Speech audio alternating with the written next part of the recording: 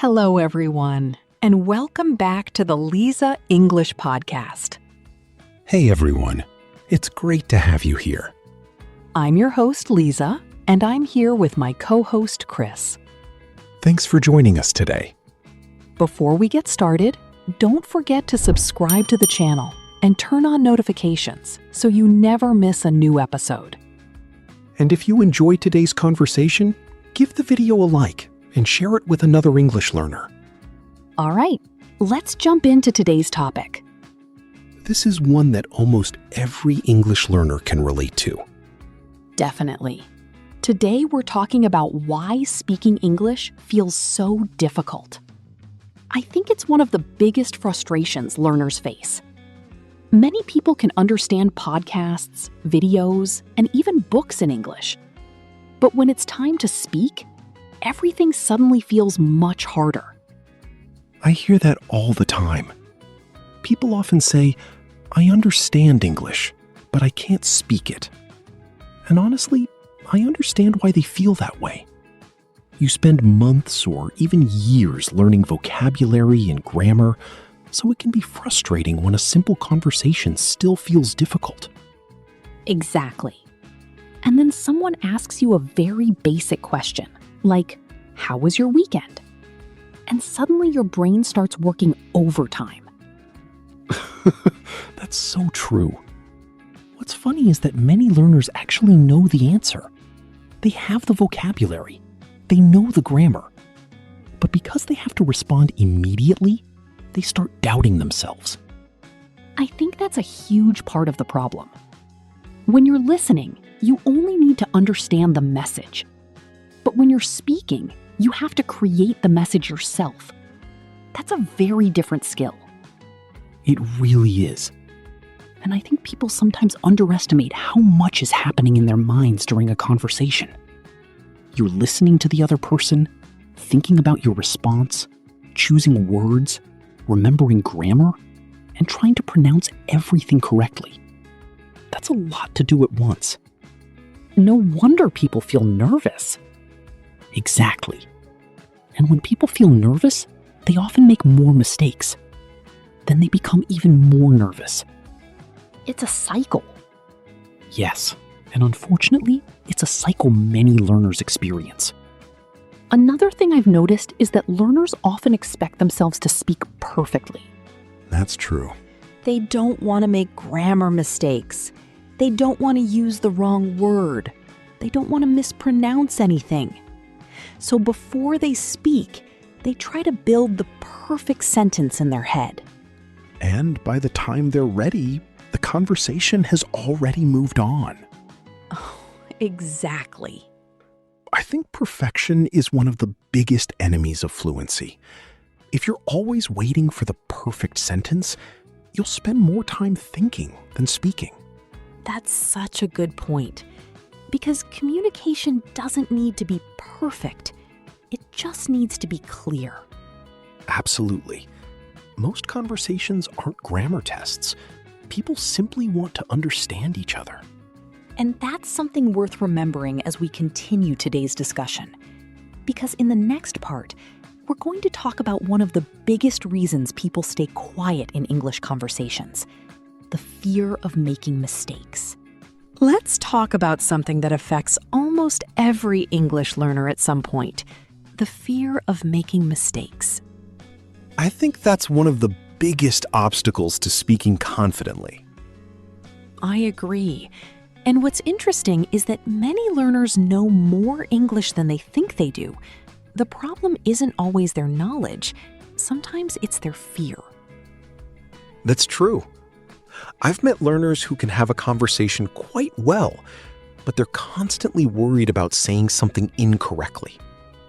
Instead of focusing on the conversation, they're focused on avoiding mistakes. Exactly. And that creates a lot of pressure. Imagine trying to have a normal conversation while also checking your grammar, pronunciation, vocabulary, and sentence structure every few seconds. That sounds exhausting. It really is. I think many learners believe that fluent speakers never make mistakes, but that's simply not true. Not at all. Even native speakers make mistakes. Sometimes they forget words. Sometimes they use incorrect grammar. Sometimes they start a sentence and then change it halfway through. I do that all the time. Me too. And yet conversations continue. People still understand each other. That's because communication is more important than perfection. Exactly. Most people aren't paying attention to every little mistake you make. They're listening to your message. That's a really important thing to remember. I think learners often imagine that everyone is judging their English. But in reality, most people are just happy that you're trying to communicate. That's been my experience too. And honestly, when someone is learning my language, I don't expect them to be perfect. Same here. In fact, I usually admire people who are willing to speak a foreign language. Because it takes courage. Absolutely. Absolutely. You're putting yourself in an uncomfortable situation. You're taking a risk. And that's not easy. I remember talking to a learner once who said, "I'm waiting until my English is better before I start speaking." Oh no. Exactly. I asked them how they plan to improve their speaking without actually speaking.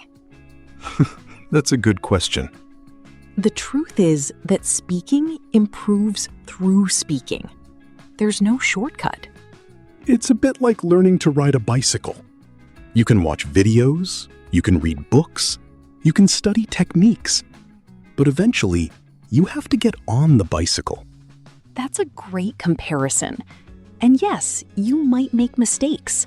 You might feel awkward. You might even embarrass yourself occasionally. But that's part of the learning process. Exactly. Every mistake teaches you something. Every conversation gives you experience. And every time you speak, you're becoming a little more comfortable. I think that's what many successful learners understand. They don't wait until they're perfect. They start before they're ready. That's such a powerful idea. Because if you wait until you're completely confident, you might be waiting forever. Confidence often comes after action, not before it. I couldn't agree more. And speaking of confidence, there's another challenge many learners face. What's that? Translating everything in their head before they speak. Ah, yes. That's something we definitely need to talk about next. Let's talk about something that many English learners struggle with. Translating in their heads. I think that's one of the most common challenges. Definitely. A lot of learners hear a question in English, translate it into their native language, think of an answer, and then translate that answer back into English. Which sounds exhausting when you say it out loud. It really does. And the problem is that all of that takes time. By the time you've translated everything, the conversation may have already moved on. That's true. And I think many learners don't even realize they're doing it because it becomes a habit. Exactly. It's almost automatic. I remember speaking with someone who told me, I know the answer immediately in my language, but it takes me 10 seconds to say it in English. That's a perfect example. The delay isn't always because they don't know English. Sometimes it's because they're making an extra stop in their native language first. Right. And when conversations move quickly, those extra few seconds can feel like forever. Especially in group conversations. Oh, definitely. By the time you're ready to speak, 3 other people have already shared their opinions. That's happened to me before. Me too. So here's the big question. How do learners stop translating? Well, first of all, I don't think it's something that disappears overnight. I agree. When you're learning a language, some translation is normal. It's part of the process. The goal isn't to force yourself to stop immediately. The goal is to gradually think more directly in English. That's a really important distinction, because some learners get frustrated when they catch themselves translating. Exactly. They think they're doing something wrong, but they're not. It's simply a stage of learning. So, what can people do to improve? One thing that helps is using simple English. I think many learners try to create very complicated sentences. That's true.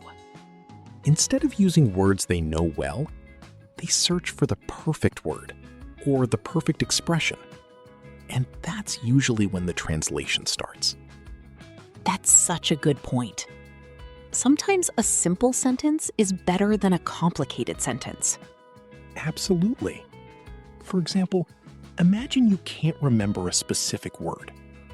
Many learners stop speaking completely. I've seen that happen. But fluent speakers often do something different. They explain the idea using other words. That's a valuable skill. It really is. Let's say you forget the word umbrella. You could say, it's the thing people use when it rains. And most people would understand immediately. Exactly. The conversation continues. I think that's one of the secrets of fluency. What's that? Fluent speakers don't know every word. They just know how to keep communicating. That's very true. And honestly, that realization helped me a lot. Because many learners imagine that fluent people have perfect vocabulary. But that's not reality. Not at all. Everyone forgets words sometimes. The difference is that experienced speakers don't panic. They find another way to express the idea. That's a great lesson for language learners. Focus on communication, not perfection. Exactly. And speaking of perfection, there's another habit that can make learners feel discouraged. Let me guess. Comparing themselves to other people? That's exactly what we're talking about next. Let's talk about something that can be very discouraging for language learners.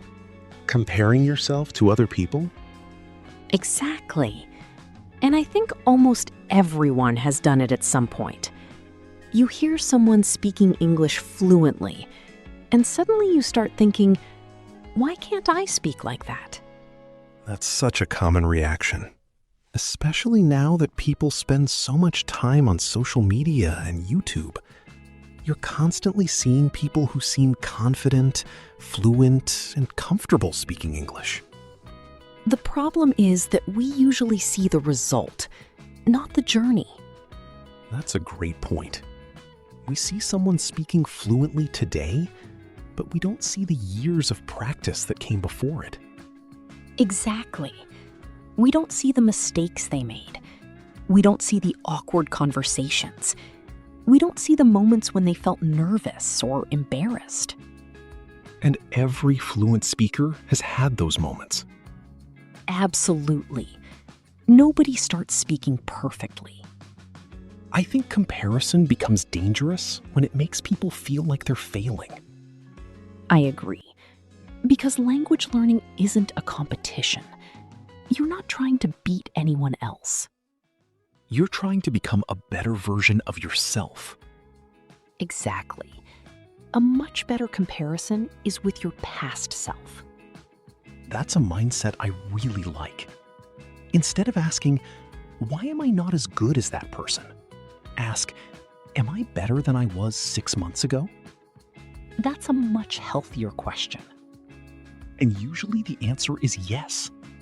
The problem is that progress is often slow. When improvement happens little by little, it's easy not to notice it. That's true. Sometimes learners feel like they're not improving at all. Then they listen to an old recording of themselves from a year ago. And suddenly, they realize how much they've improved. Exactly.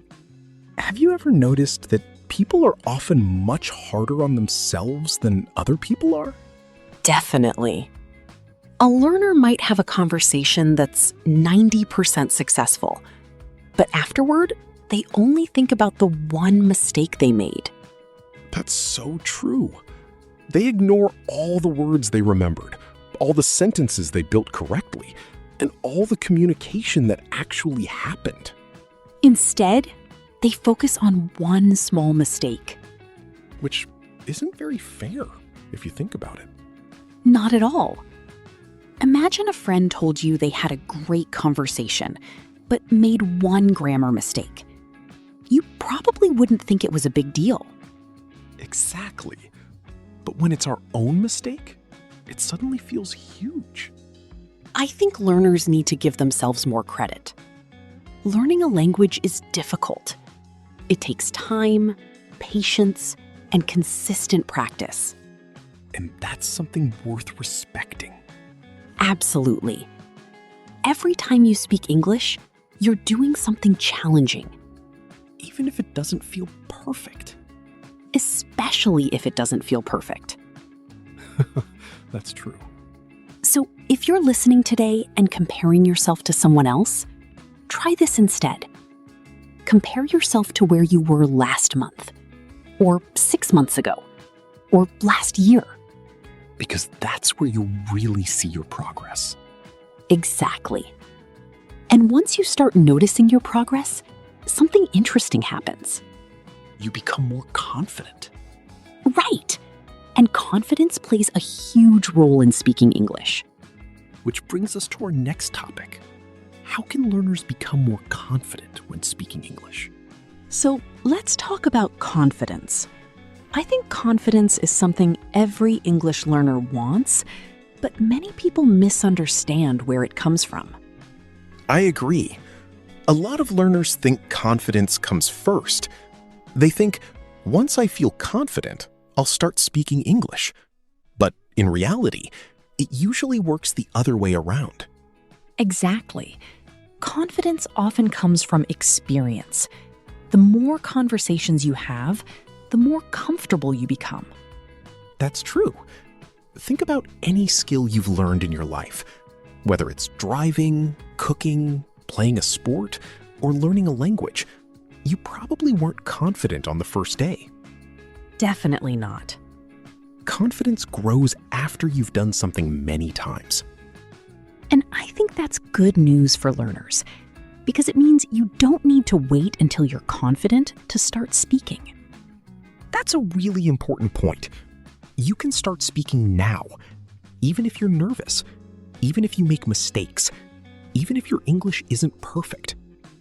In fact, some of the most successful learners I've met weren't the most talented. They were simply willing to practice consistently. Consistency beats perfection. Every time. Another thing that helps confidence is changing how you think about conversations. What do you mean? Many learners treat conversations like exams. They're constantly worrying about getting everything right. That's true. But conversations aren't tests. They're opportunities to communicate. They're opportunities to connect with another person. I love that idea. Because when you focus on communication instead of perfection, speaking becomes much less stressful. Exactly. You're no longer trying to impress people. You're simply trying to share your thoughts and understand theirs. And honestly, most people are very understanding when someone is learning a language. They really are. In fact, many native speakers are impressed when someone speaks a second language. That's true. Learning another language takes effort, and most people respect that. I also think learners should celebrate small wins more often. Absolutely. That's something many people forget to do. Maybe you had a short conversation in English today. Maybe you understood a podcast without subtitles. Maybe you learned 10 new words. Those things matter. They really do. Because small improvements eventually become big improvements.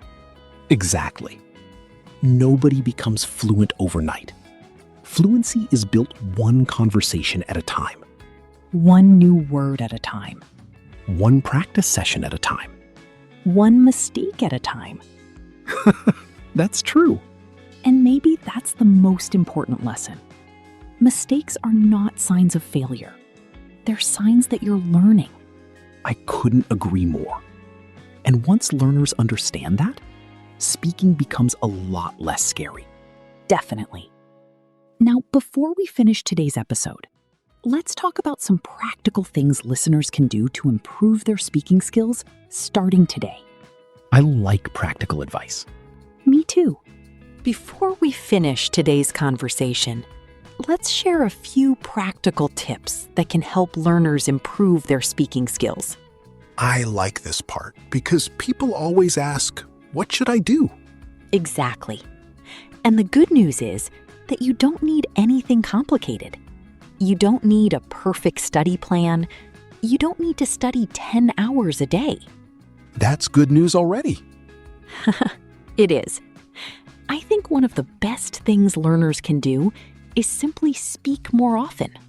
That sounds obvious, but it's true. Many people spend hours studying English, but very little time actually speaking it. Exactly. Even 5 or 10 minutes of speaking practice every day can make a difference over time. And speaking practice doesn't always require another person. That's a great point. A lot of learners think they need a conversation partner before they can practice. But there are many things you can do on your own. You can describe your day, you can talk about your plans, you can explain what you're doing while cooking or cleaning. I've heard of learners who talk to themselves in English while biking. Haha, yes. It might feel a little strange at first, but it's actually great practice. Another tip is to stop worrying so much about perfection. Definitely. If you're always trying to create the perfect sentence, you'll spend more time thinking than speaking. And remember, communication is the goal, not perfection. Exactly. I also think listening is important. Not just listening for entertainment, but listening actively. What do you mean by actively? Pay attention to how people express ideas. Notice useful phrases. Notice how questions are asked. Notice how native speakers connect their thoughts. That's a great habit. And one thing I always recommend is repeating what you hear. Shadowing? Exactly. Listen to a sentence and repeat it. Try to copy the rhythm, pronunciation, and flow. That's something learners can do with podcasts too. Absolutely. And perhaps the most important tip of all is consistency. I was hoping you'd mention that. Of course, because improving your English for 15 minutes every day is usually better than studying for 5 hours once a month. That's true for almost every skill. Small efforts add up. They really do. All right, before we go, let's give our listeners a challenge. I love these challenges. We'd like you to answer this question in the comments. Why do you think speaking English is difficult? And what are you doing to improve? Maybe you're practicing every day. Maybe you're listening to podcasts. Maybe you're working on your confidence. Whatever your answer is, write it in English. Even a few sentences is great practice. And don't worry about making mistakes. That's what today's episode was all about. Exactly. All right, everyone. That brings us to the end of today's episode of the Liza English Podcast. We hope you enjoyed today's conversation and learned something useful that you can apply to your own English learning journey. If you enjoyed this episode, don't forget to like the video, subscribe to the channel, and turn on notifications so you never miss a new podcast. We upload new English podcast episodes every day to help you improve your English speaking, listening, vocabulary, and confidence. And if you know someone who is learning English, share this episode with them too. Thank you so much for listening. Keep practicing, keep speaking, and keep believing in yourself. We'll see you in the next episode. Bye, everyone. Goodbye.